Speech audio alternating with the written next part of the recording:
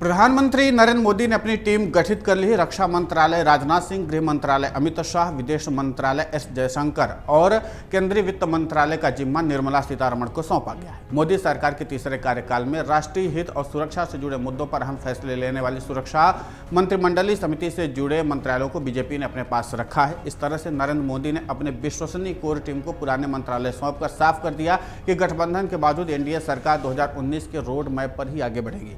PM Modi लगातार कहते रहे कि उनका तीसरा कार्यकाल बड़े फैसलों वाला होगा। पिछले 10 साल का काम तो सिर्फ ट्रेलर है। पीएम मोदी तीसरी बार सत्ता की कमान संभालने के साथ ही अपनी कैबिनेट गठित की और विभागों का बंटवारा किया। उन्होंने रक्षा, विदेश और गृह के साथ साथ वित्त जैसे सभी हाई प्रोफाइल मंत्रालय अपने पास रखे। इसमें स्वास्थ्य, परिवहन, शिक्षा, कपड़ा, ऊर्जा, शहरी विकास, कृषि, वाणिज्य, ऊर्जा, जहाजरानी एवं जलमार्ग, उपभोक्ता और अक्षय ऊर्जा, दूरसंचार, पर्यावरण, पर्यटन, महिला एवं बाल विकास, श्रम, रोजगार, खेल, कोयला, खनन और जल शक्ति मंत्रालय भी शामिल है। मोदी सरकार के ज्यादातर मंत्रियों के पुराने विभागों को ही बरकरार रखा गया है। खासकर सीसीएस के जुड़े रक्षा, गृह, विदेश और वित्त जैसे मंत्रालय में पीएम मोदी ने किसी तरह का कोई फेरबदल नहीं किया है। 2004 से 2014 तक कांग्रेस के नेतृत्व में यूपीए की सरकार इन चारों अहम मंत्रालयों को कांग्रेस अपने पास ही रखी थी। कांग्रेस की मनमोहन सरकार पूरी तरह से यूपीए के सहयोगी दलों के सहारे सत्ता में थी। इसके बावजूद कांग्रेस ने इन चारों महत्वपूर्ण मंत्रालयों को अपने पास रखा था। वहीं अटल बिहारी वाजपेयी के नेतृत्व में बनी, जब पहली बार एनडीए की सरकार बनी थी, यानी पहली बार एनडीए की सरकार बनी, तो इन मंत्रालयों को गठबंधन के सहयोगी दलों के साथ बांटा गया था। 1999 में वाजपेयी सरकार में भी सीसीएस से जुड़े कई मंत्रालय सहयोगी दलों के हिस्से में चले गए थे। लेकिन 2014 से 2019 में नरेंद्र मोदी के नेतृत्व में एनडीए सरकार ने दोनों कार्यकाल में चारों मंत्रालय बीजेपी के पास ही रखे, क्योंकि पार्टी के पास पूर्ण बहुमत था। हालांकि इस बार नतीजों के बाद से कयास लगाए जा रहे थे कि इन मंत्रालयों में से एक आध मंत्रालय गठबंधन के सबसे बड़े साथी टीडीपी और जनता दल यूनाइटेड यानी कि जेडीयू के खाते में जा सकते हैं।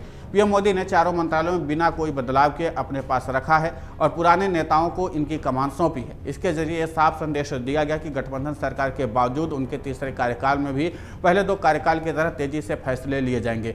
मोदी सरकार के दूसरे कार्यकाल में जम्मू कश्मीर से धारा 370 का हटाना, नागरिकता अधिनियम कानून को लागू करना बड़े फैसले के रूप में गिना जाता है।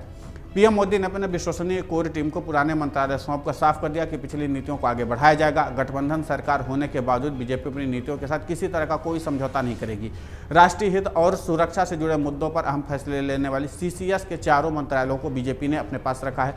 इसका सीधा सा मकसद है कि गठबंधन के दम पर भले ही सरकार हो, लेकिन मोदी सरकार राष्ट्रीय सुरक्षा से जुड़े फैसले बिना दबाव के ले पाएगी। इसके अलावा सार्वजनिक छवि, चुनावी संभावनाओं को मजबूत बनाने की स्ट्रेटजी भी है। राष्ट्रीय सुरक्षा और मजबूत शासन ऐसे विषय हैं जिन्हें लेकर बीजेपी चुनावी एजेंडा भी सेट करती रही है। मोदी सरकार ने पिछले दो कार्यकाल में अपने कामों और अपनी छवि को मजबूत बनाया है, जिसे वो हर हाल में बनाए रखना चाहते हैं। बीजेपी भले ही इस बार अपने दम पर बहुमत हासिल न कर सकी हो, लेकिन एनडीए के सहयोगी दलों के दम पर तीसरी बार सरकार बनाने में कामयाब रही है। ऐसे में गठबंधन की राजनीति अप्रत्याशित होती है।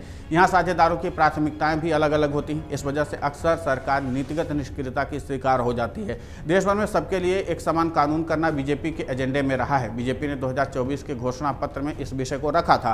बीजेपी ने उत्तराखंड में इसे लागू कर लिटमस टेस्ट किया है और अब उसे एनडीए के तीसरे कार्यकाल में यूसीसी को आगे बढ़ाने पर भी जोर दिया जा सकता है। यूसीसी के मुद्दे पर सहयोगी दलों को एकमत करना इसी बीजेपी के एक देश एक चुनाव का वादा किया है। तीसरे कार्यकाल में मोदी सरकार इसे लागू करने पर जोर दे सकती है। ऐसे में मोदी सरकार अपने अहम मंत्रालय अपने पास रख करके बड़ा सियासी दांव चला है। यानी कुल मिलाकर के यह है कि भले ही इस बार गठबंधन की सरकार हो, लेकिन बावजूद इसके प्रधानमंत्री नरेंद्र मोदी 2019 के तर्ज पर बड़े फैसले लेने में कोई कोताही नहीं बरतेंगे।